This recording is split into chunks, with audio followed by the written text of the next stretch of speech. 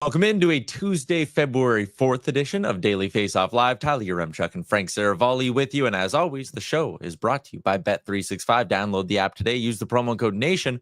Whatever the moment, it's never ordinary at Bet365. We got our poll question live over in the YouTube. We're looking for your inbox questions as well. So drop those in with the hashtag AskDFO. Frank, how are you doing on a Tuesday afternoon?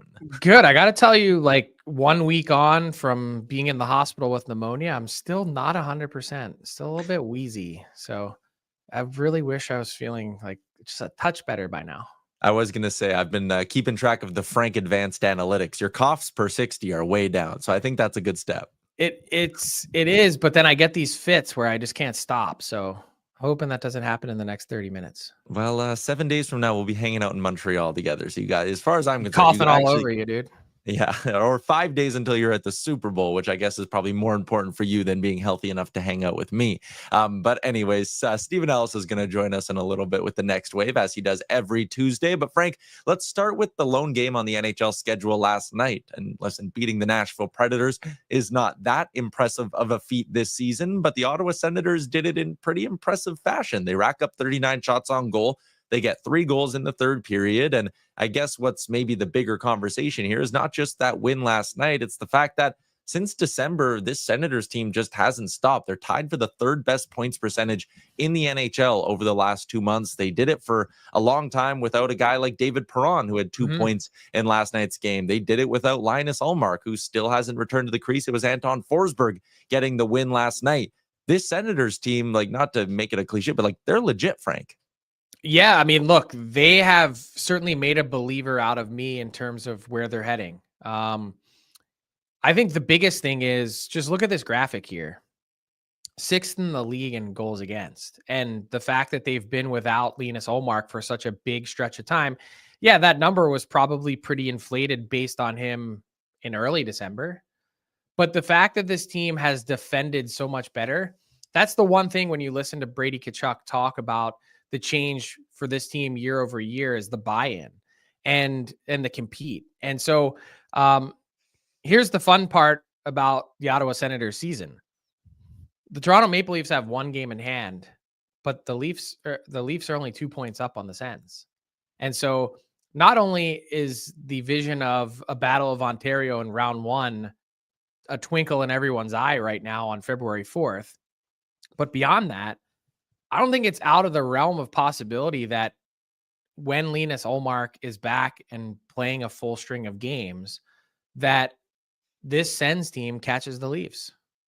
I really don't. Again, you combine above average defending, which is exactly what the Sens have been doing. Like you said, Brady Tkachuk talked about it, with potentially elite goaltending coming. And I know Merrilainen was really, really good for them in that stretch without Ullmark, but I think you kind of look at a young goalie like that and go, okay, not entirely sustainable. But now that you're getting Ullmark back, it's like, well, no, actually that level of goaltending is sustainable with the big man back between the pipes. I'm just looking since December 1st, expected goals against per 60, the Sens ranked 12th in the league. So again, not giving up a lot of dangerous chances, and they're getting stopped. So again, last night, really, really good. Brady Tkachuk looked great. Mentioned David Perron with the 2 points. When we had Brent Wallace on a couple of weeks ago, he talked Josh about Norris has been out, by the way.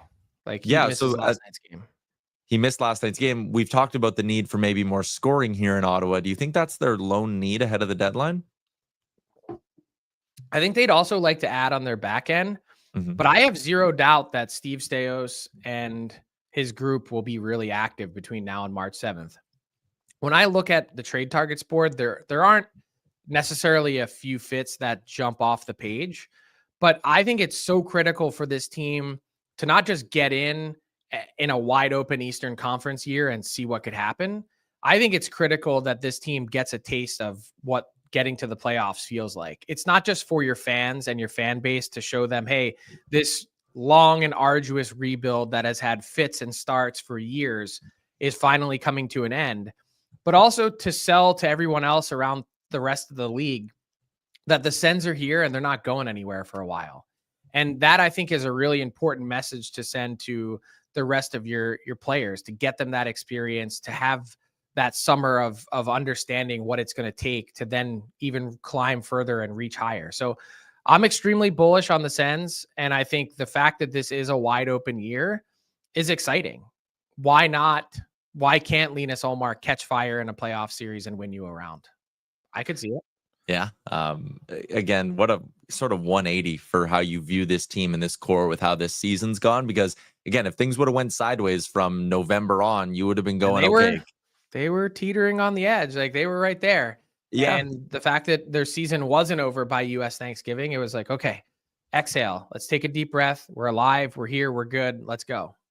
Yeah, and now you look at this, Pinto, Norris, Stutzle, Tkachuk go to the back end with Bernard Docker and Sanderson, and even Thomas Chabot having the year he's having with Nick Jensen as his partner. All of a sudden, you kind of said it, Frank, like giving that room some belief that, hey, we're a playoff team, we can go. But even just the outside view of them, all of a sudden you start to go like, maybe in a couple of years with a couple of good moves, we're talking about the Senators as being more than just a playoff contender. But for now, I guess it's walk before you run in Ottawa, and it should be an interesting, very powerful period to get in.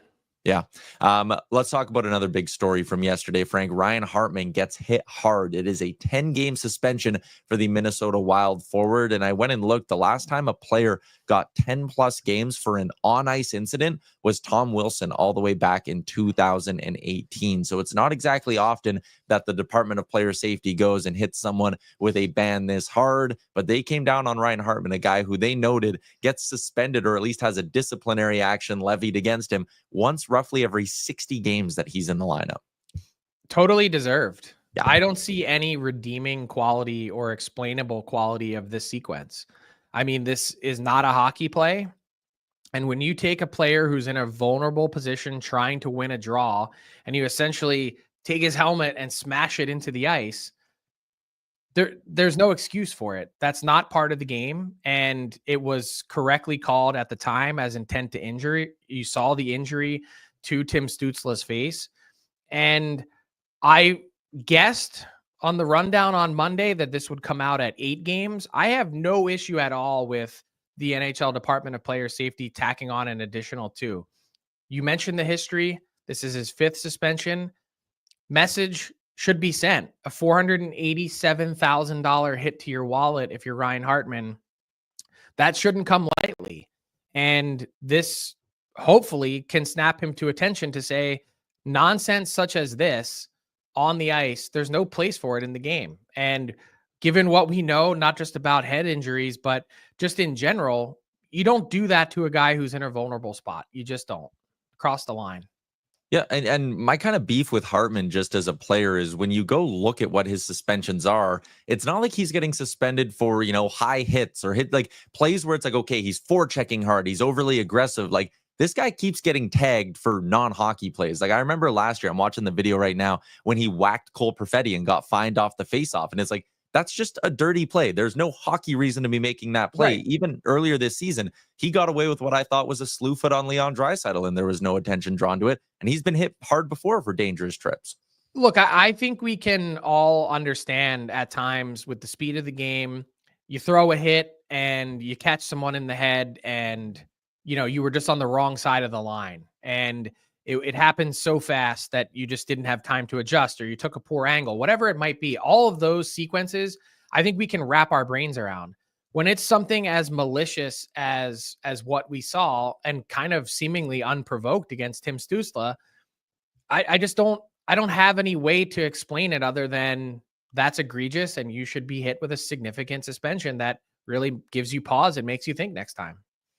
Yeah, 100%. And we're going to get to our poll question results in a bit. I have a funny feeling they're going to be pretty one-sided. Let's talk about a few other things, Frank. It's a loaded schedule tonight in the NHL coming off the 1-game slate last night. And there's a couple of teams that desperately need to get back into the win column. Let's do the little overreaction game here for a couple of struggling teams. And we'll start with the Montreal Canadiens. They've lost 3 in a row. Laine's getting benched in the third period. Since the start of January, they're averaging 3.6 goals against per game played. They're starting to slip in that Eastern Conference playoff picture. Scale of 1 to 10, 10 being no shot, they're screwed. One being everyone calm down, they're still in the hunt. Where do you come out on the Habs struggles? I say it's an 8. Yep. I think it's 1 year too premature for the Canadiens to be in this conversation. I think they found a stretch of time where things really worked, and they've also gotten unlucky. Like Emil Heineman goes out with the injury, gets hit by a car. That third line was cooking with him, Jake Evans, and Yoel Armia. All of a sudden, you have to shift your lineup. And Caden Gooley, I mean, just terrible luck that he's had this season.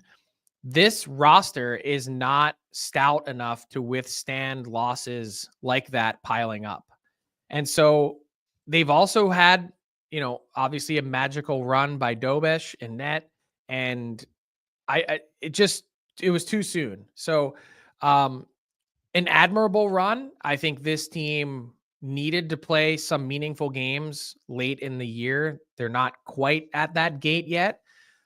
But moving forward, I think the big thing that Montreal Canadiens fans wanted to know is, are there pieces here? Should we be believers in what's being built? And I think the answer to that is yes. And I think the tough part, kind of similar to what Chicago is experiencing in a lot of the top end pieces for the Montreal Canadiens organization are not in the NHL. There's nothing tangible that you can, wrap your hands around to really understand and grasp what they're building. And when you get that, you'll see it. But for now, you got to have some faith. Yeah. Let's go to a team out west that's struggling, but they're in a totally different spot, and that's the Vegas Golden Knights. Just 2 wins in their last 10 games, 2-5-3 is their record. And what's interesting is they're not scoring a lot. Like, that goals for per game is still good when you look at the season as a whole. But I was looking at this 10-game stretch where they've struggled, Frank. And listen, Eichel has been great. I think he has 7 goals in that 10-game stretch. Thomas Hertl has 8. Pavel Dorofeyev has 6. It's those 3, and then the next lead scorer, 4th on the list, is Mark Stone with 2 goals in his last 10. They're top heavy right now. They aren't getting contributions from the depth. I know they're a little bit banged up as well, missing William Karlsson, but what's your concern level with Vegas and their current struggles that have lasted basically a month now? I'd say a 6.5 or a 7. When I look at this lineup, I totally understand the need or want to bring in a Brandon Saad because you're just hoping for goals anywhere you can get them. They're a really top-heavy team, and they've remained a top-heavy team. Mark Stone, when healthy, hugely impactful piece. Eichel, Barbashev, yes, all really good players. I think after that, a lot of the scoring success that the Golden Knights had this year, they just kind of caught fire. And I don't know necessarily that I'm a big believer in a lot of the other the depth pieces in their lineup that, when everything's going well, sure. But I guess when you hit a rut, who's going to help dig you out of that? And I just don't know that anyone really jumps off the page, which is why I think you're still going to see the Golden Knights be active here beyond the Saad signing. Is they're probably 2 strong depth pieces away from having a significantly better forward group that they could add to their middle 6. Easier said than done, given their cap crunch and situation. And yes, missing Karlsson is a huge part of that because you add him to the mix and changes a huge dynamic of that. But I definitely have some concern about the way this team is assembled up front based on the results that we've seen of late, that it's gone on a little bit long to say that it's just a blip. Yeah, and I agree with that. That's why I brought up the numbers since Jan 1. Like, it was a month there where they really kind of struggled. Vegas, no first round pick in this year's draft or next year's draft. They do have a second rounder and an extra third rounder this year. So maybe something that should be able to get something pretty good with a second, I would think. Yeah. They've made magic happen before, and their defense is so good that I think no matter what, they're always going to be in it. Mm-hmm. But can they find additional depth scoring? This does actually kind of tie in, I guess, to some of the newcomers on your trade targets list. Yesterday, we talked about some of the names maybe higher up on that board: Seth Jones, Casey Middlestad. I wanted to focus today, Frank, on a couple of depth pieces. We saw the Pittsburgh Penguins, who really only had 2 pending UFAs, Drew O'Connor and Marcus Pettersson. They jumped early and moved on from those guys. They got. By the way, quick thing for you, for your Oilers Nation crew, I do think the Oilers went pretty deep on trying to pry Drew O'Connor out of Pittsburgh prior to that trade to Vancouver. Trying to add a little jam to their bottom six makes sense. A little speed. Yeah. I wanted to talk, though, about Nashville, who's in a similar situation to Pittsburgh. We kind of know they're going to be selling, but they have one UFA in Gustav Nyquist. Do you think there's a chance they maybe try to jump early as well and go, hey, he's our one UFA we can sell off. Let's not run any risk here. Let's just get what we can for him? I think it's probably in their best interest to wait it out and see if he can catch, some fire here, because he struggled to put together points this season. I mean, the amazing part about Gustav Nyquist is that, I can't even believe it. Like, thinking back to last year, 75 points. Kind of out of the clear blue sky. He was so good last year. And by the way, his playoff numbers are actually pretty decent. I think he has like 22 points in his last 42 playoff games, something like that. So he's been a trade deadline acquisition before. Has experience going from one team to the next. That helps, I think.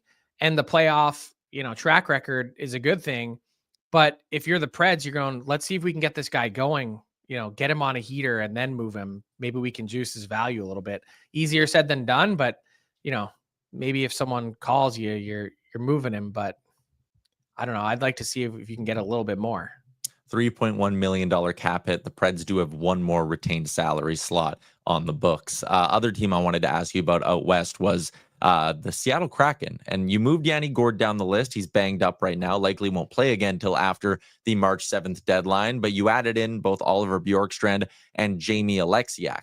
Both of those guys come with some term. They have one more year on their deals after this one. Seattle doesn't have any retained salary slots on their books. I think it's kind of fair. Like, again, Alexiak struggled a little bit this year, but he's traditionally been a guy you can pencil into tough matchups, and he usually does pretty well in them. Oliver Bjorkstrand, just mark him down for 20 goals every season and keep going. If they were willing to retain on one of those two, Frank, they would probably get a pretty decent return, wouldn't they? Yeah, I think they would for sure. The fact that there's one additional year of term, I think helps. Teams are always fascinated with Jamie Alexiak and his size at 6'7", and obviously moves pretty well for a guy that big. I think you can pencil him in, right as a number 4 defenseman that you kind of set and forget. Not going to make any glaring, massive mistakes. Not going to wow you, certainly offensively, and put up points, but someone who also has some playoff experience, has been on some runs. Bjorkstrand is a guy that has actually had a pretty solid season. One of the few guys in the Seattle Kraken that you'd say, hey, this guy is living up to and meeting expectations. So he's been fine. Another guy, here's the big thing with the Kraken. Neither one of these guys, they have to move. They're not pending UFAs. Can someone push Ron Francis to do something that he doesn't have to do? We've yet to really kind of see that. And they haven't made any bold moves since the inception of the franchise. So they've got some work to do to figure out how to get closer to being not just a playoff team, but then to take that bigger step even further to be a contending team. They're a long ways off. They don't have a rich pipeline of prospects coming that are top end. And how do you get top end players? Like, you either have to get a collection of picks and leverage them, or you have to draft them, whatever the case may be. Bjorkstrand, Alexiak, Tanev, Gourde, whoever it is, get a package together from the net result of those players and see if you can go out and chase a bigger player to add. Yeah, I think that probably should be the game plan in Seattle. Let's move along and continue a bit of this deadline conversation with Stephen Ellis and the Next Wave. It's brought to you by Charm Diamond Centers. You can check out their large selection of Canadian lab-grown diamonds and mine diamonds by visiting them online at charmdiamondcenters.com.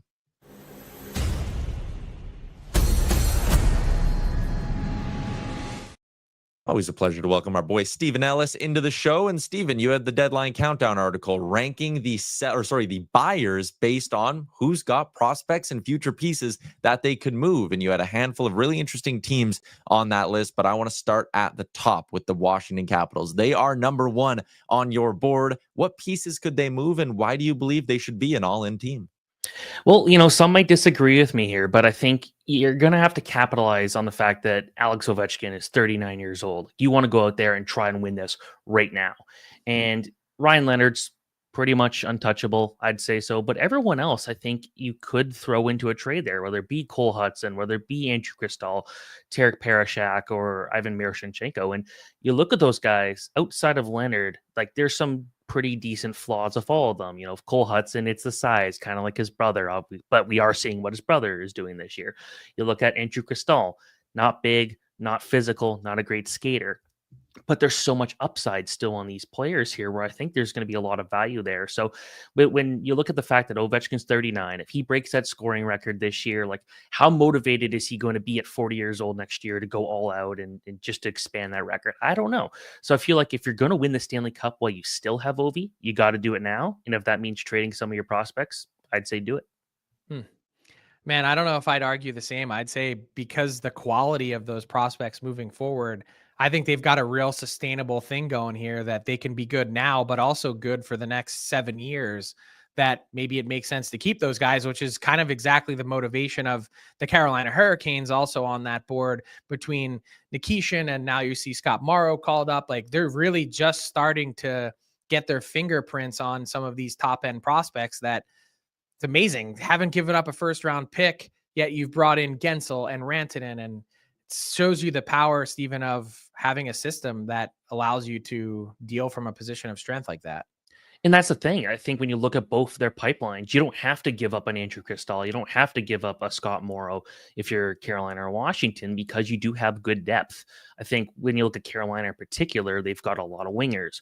When you look at the Capitals, again, a lot of wingers, a lot of guys who could do the same thing where it could get a little redundant. You might be able to trade one of those guys, but again, I still think the Capitals should go for it this year. I don't, based on the market, they probably don't have to get rid of those guys, but they do have them at their disposal if they need to. All right, so let's talk about Winnipeg because they're on your list as well, and you think there's a redundancy in their system. What do you mean by that?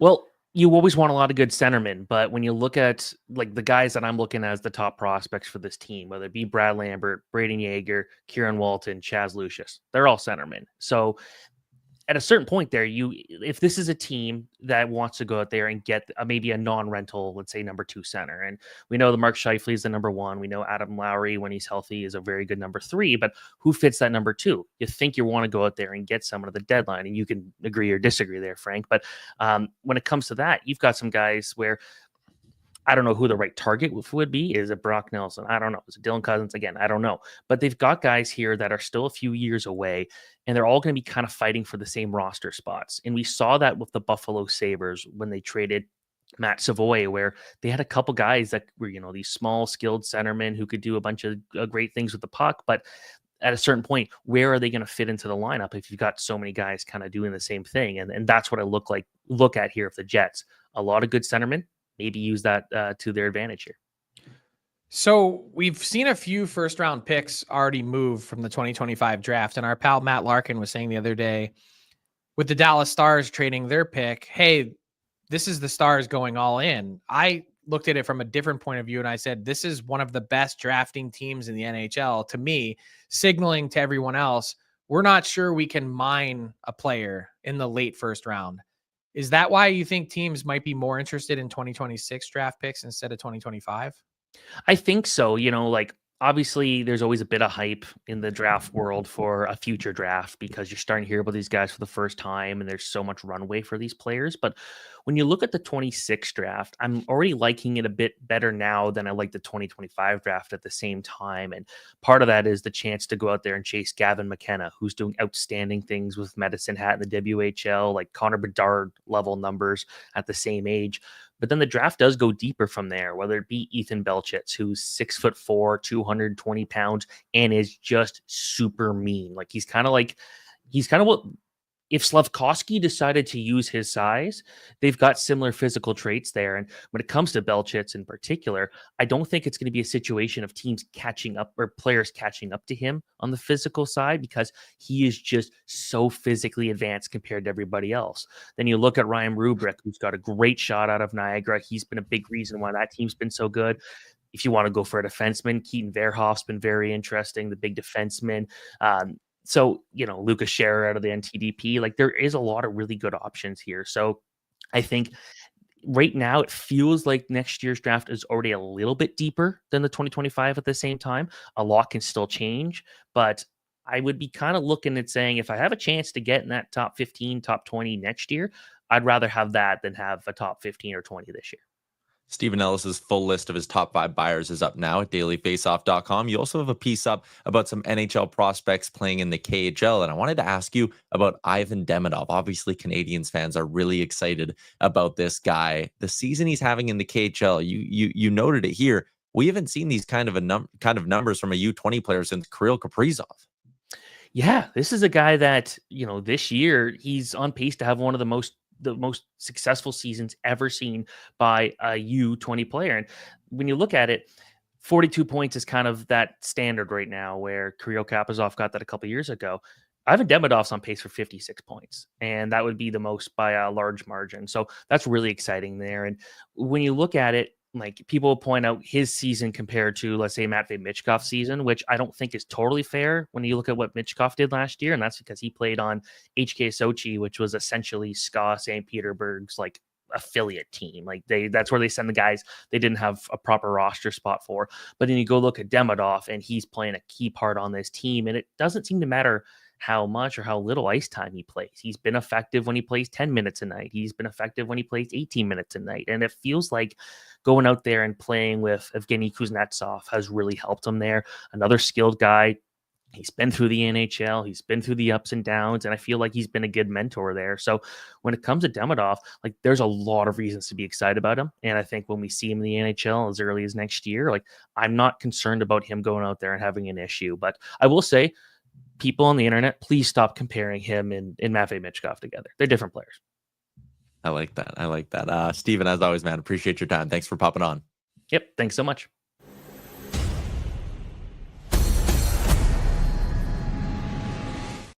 You can tell that comparison really bugging Steven. Let's move along to our poll question results. We asked everybody, Ryan Hartman, did they get it right? Too much, too little, just right? I mean, 66% saying just right, and actually 15% saying too little. So 81% of people are either happy with it or think the NHL could have gone more, which is crazy. 18% said too much on the 10-game ban for Ryan Hartman. Frank, let me throw you an Ask DFO question. It came in from Johnny, who wanted to know, is Besser going to get traded before the Four Nations, after, or are they going to try re-sign him? I was actually a little bit surprised. He's not on your board, hey? Yeah, look, I think it's still a little bit premature.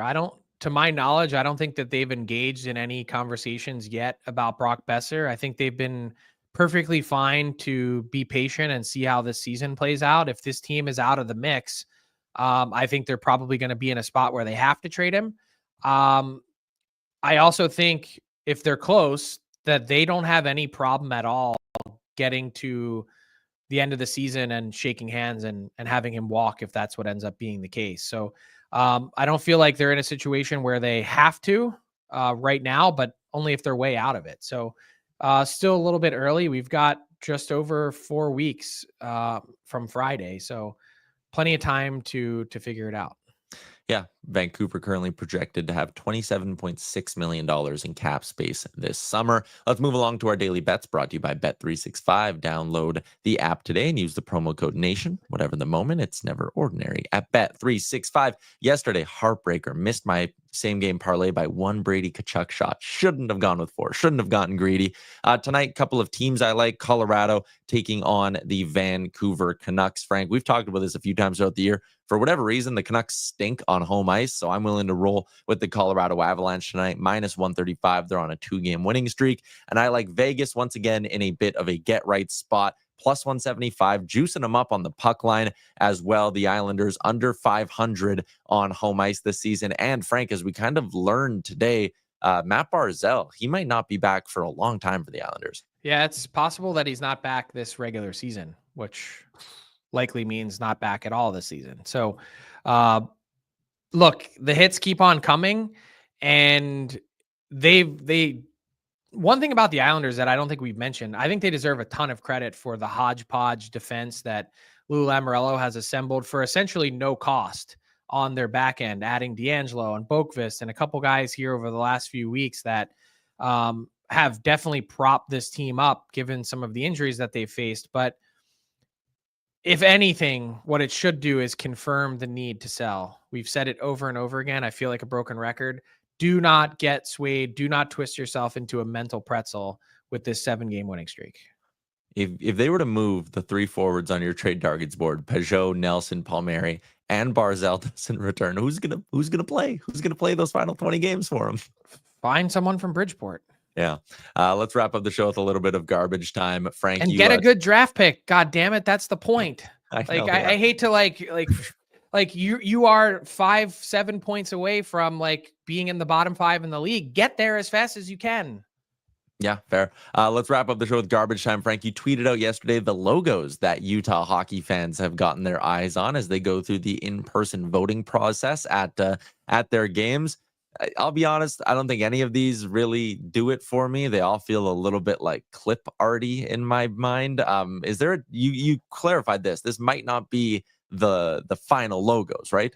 Yeah, so that's one thing that Utah Hockey Club had mentioned is, and this is apparently abundantly clear when fans sort of walk into the kiosk at the game to take the fan voter survey of which one you like, that these are not final drafts. So I just wanted to add that part that, hey, whatever you see here might just be to give you an idea of along the lines of what they're thinking. If it were up to me right now, my vote would be for Utah Hockey Club because I like that kind of Yeti-like logo that they have. I love the mountains as part of the head of it. And I think you could keep that and kind of give it a face, so to speak, without having to give it the Yeti name. So I'm a fan of it. I think if I were ranking them, I'd go Utah Hockey Club, Mammoth, then Outlaws, but that's just my opinion only. Rusty is watching along from Utah. He says, give me a mix of the Yeti and Mammoth logo. That would be sweet. And I kind of see what you're saying, Rusty. Maybe that is the way to go. That's a wrap on today's edition of the show. We'll continue some trade talk and more tomorrow. Make sure you're subscribed so you don't miss this show or even our friends Morning Cup of Hockey with Johnny and Colby at 9 a.m. Eastern every single weekday. For us, we'll see you tomorrow at noon Eastern.